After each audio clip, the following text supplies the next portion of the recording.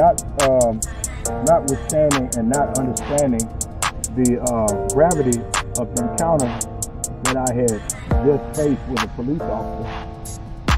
Looking back on it, I understand how certain situations and encounters with officers go wrong so fast, because we as black men don't think about our responses to officers and the authority that they have over our lives when they pull us over, and how much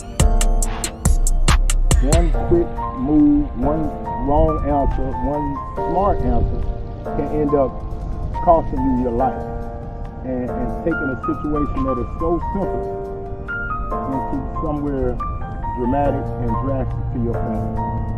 So we have to get back to understanding who we are and whose we are as black men in America. We have to understand that when you are met by authority, whether it be a wrongful stop or an unlawful stop, your responsibility as a black man is to get back home to your family safe and sound. Sometimes you may have to take that ride. You won't, as I used to tell my son, you won't win a court case on the side of the road, nor will you win a fight with a police officer on the side of the road. The best thing you can do is go and get in the car and ride and get home safe. That is.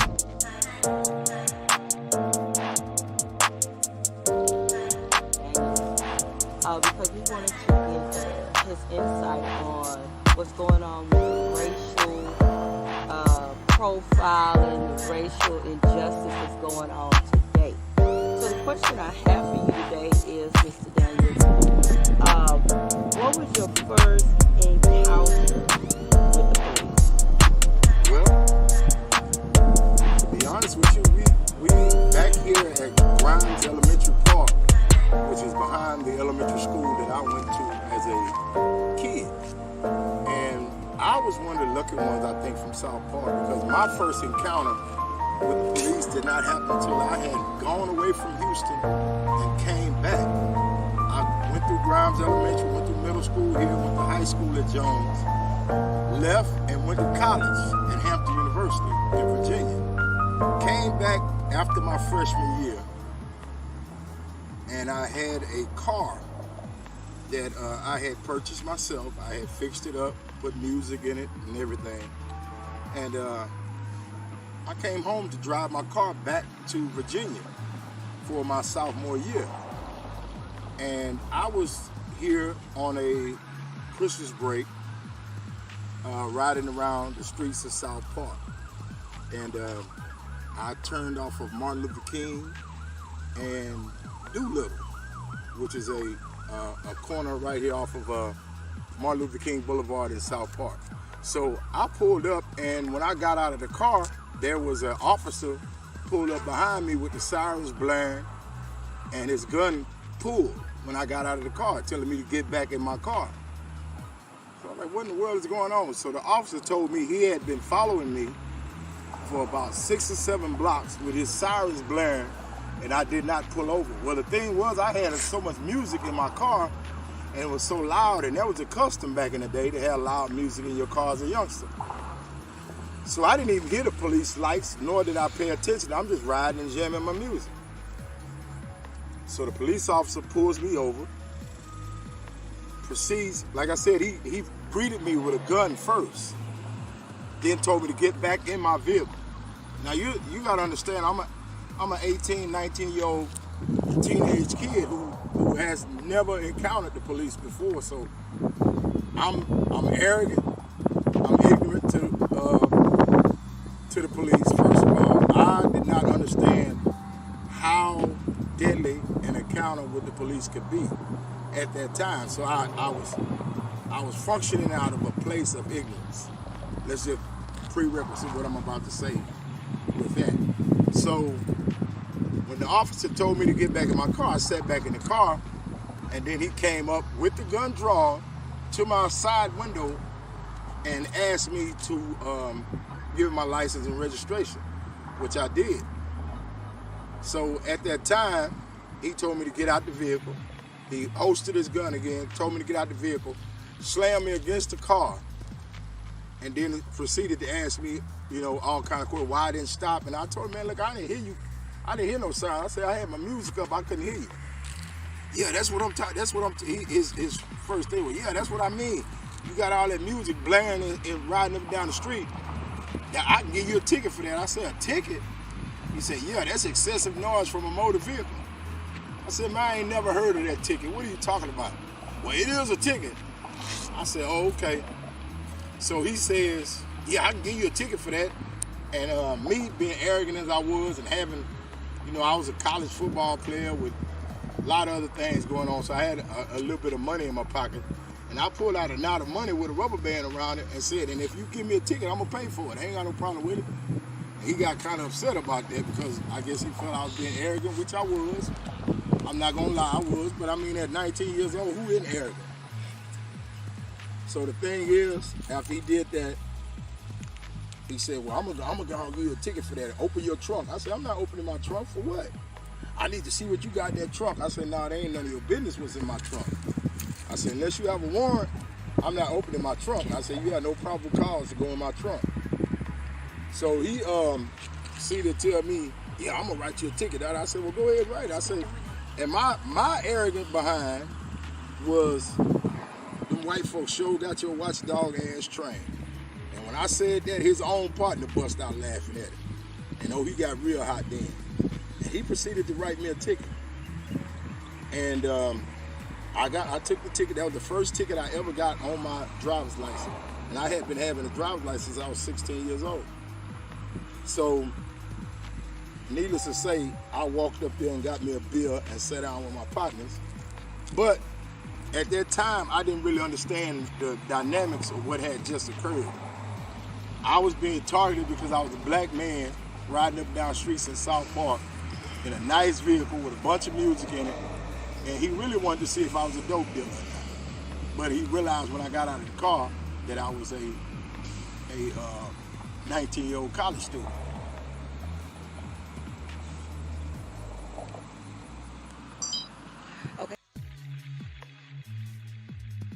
Yeah, that is my first encounter with police officers. And after that, I had many others. I'm a brother who has a college degree and a TDC number. And I've been through all spectrums in between those. So I understand the dynamics of being very educated. I also understand the dynamics of being a fool and ending up in the penitentiary. So we as black men need to take bits and pieces of our lives and put them together because they tell a great picture when put together. The different aspects of your life will bring you to where you are today and your understanding in life. So we need to understand that we are truly a product of our environment, product of our socializing, our social skills, our social dynamics, our economic dynamics. We are simply a product of all those things.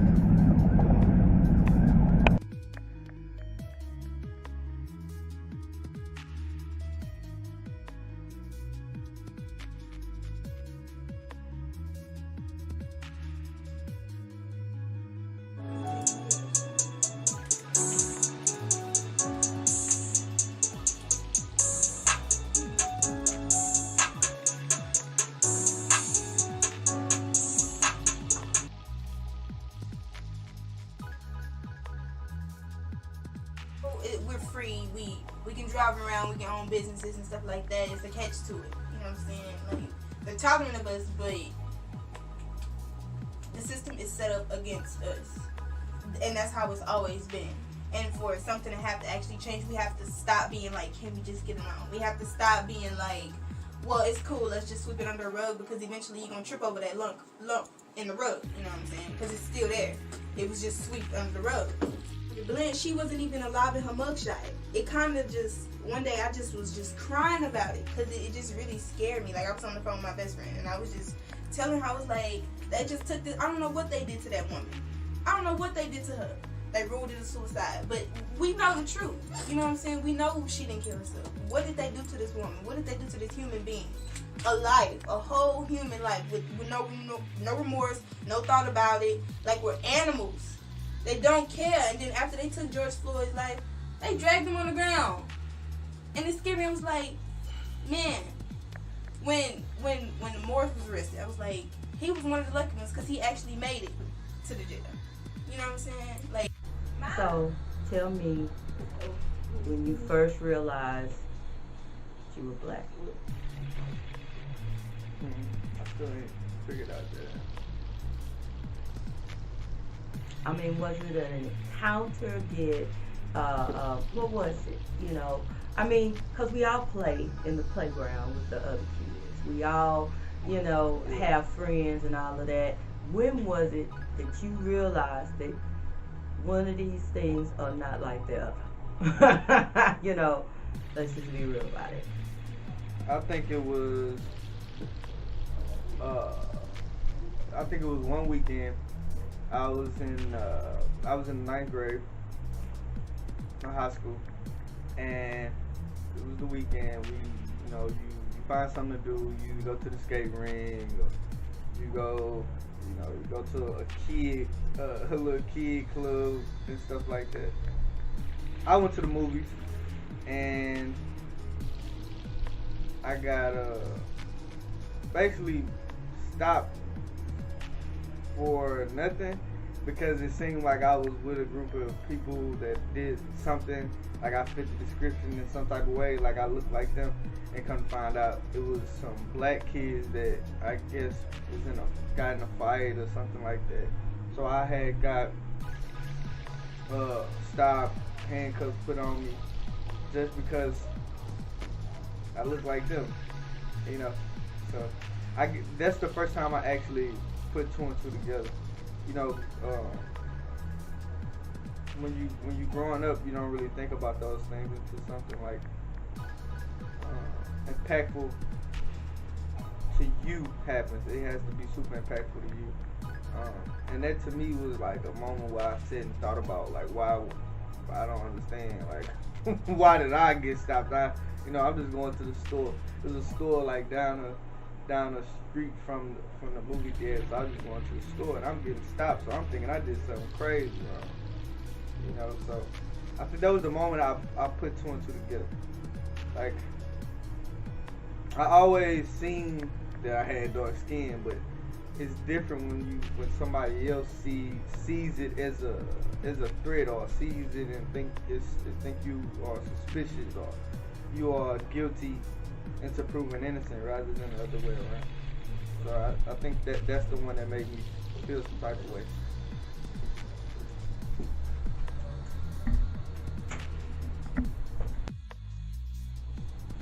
I'm proud of us as a people. I feel like Donald Trump said something that was very stupid and very smart at the same time, and he does that a lot. Because the way he uses something that's supposed to be intelligent, he uses it in a very ignorant way. But he says something that's very important for us. Knowing our history a little bit, trying to read a little bit and understanding where we come from before slavery, during slavery, stuff like that, and understanding that we are some of the nicest people, black people. Now it might not seem like it because media and some of the stuff you hear, but we are the nicest people because 400 years of slavery, we still haven't lashed out on white people. Jim Crow, mass incarceration, things like that, and we still haven't lashed out on white people at all. And for us to react like that to his death, it was very important because it showed unity. And the first step to anything is acceptance. And you come together, you build some love for each other, and then you can move forward and do other things that's important too. It's like a first step. I feel like all of this is a necessary first step. Protesting, speaking out, understanding laws, understanding how polls work, understanding how voting works. That's very important. Those are things that we didn't necessarily care about before. Now it's sad that it took that, but at the same time, better late than never. You know, so I look at it like that. The silver line. It was the silver line. So that's how I view it. It's sad, but we getting right. We getting right. Now, I want to ask a question, which I have a lot of them. But my main question is, when was your first encounter, or what was your first encounter? We like to say law enforcement, but with the police. My first encounter with police or law enforcement was basically at school. It was a situation at school, and it was a lot of chaos and stuff like that. People were doing a lot. I think it was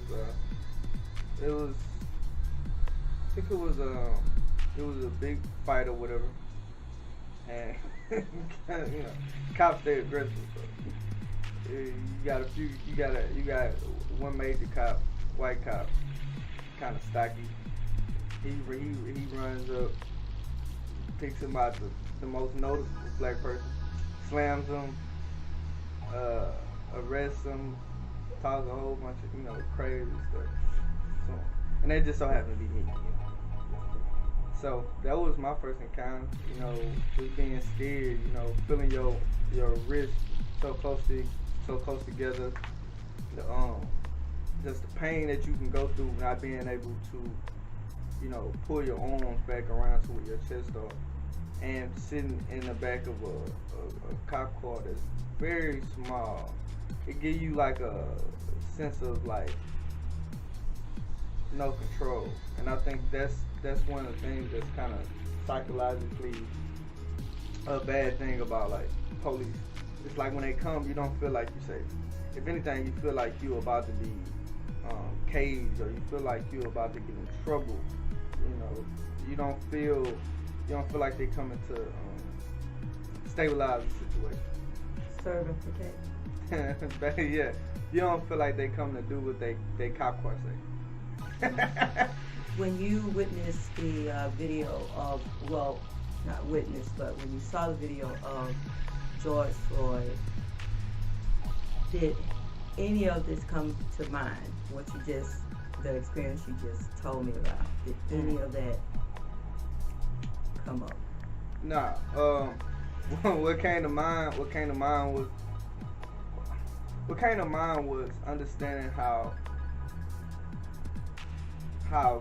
vile and how evil a human being could be. Because I was seeing on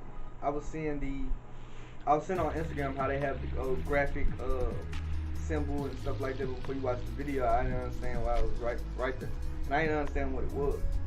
So I clicked on it and I watched it, and I was just seeing this man kill another man on camera, and it didn't seem like it was anything to me. So I really couldn't think about my experiences. I can only think about how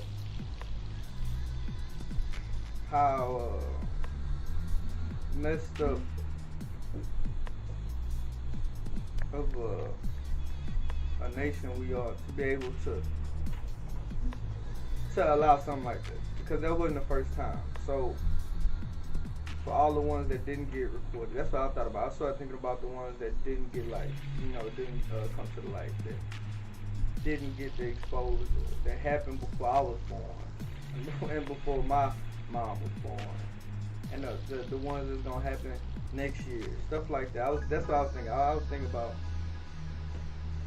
this time for change, and I think that's what everybody else was feeling too. That's why the protests and the Black Lives Matter things was happening, because people were just that's something you can't take.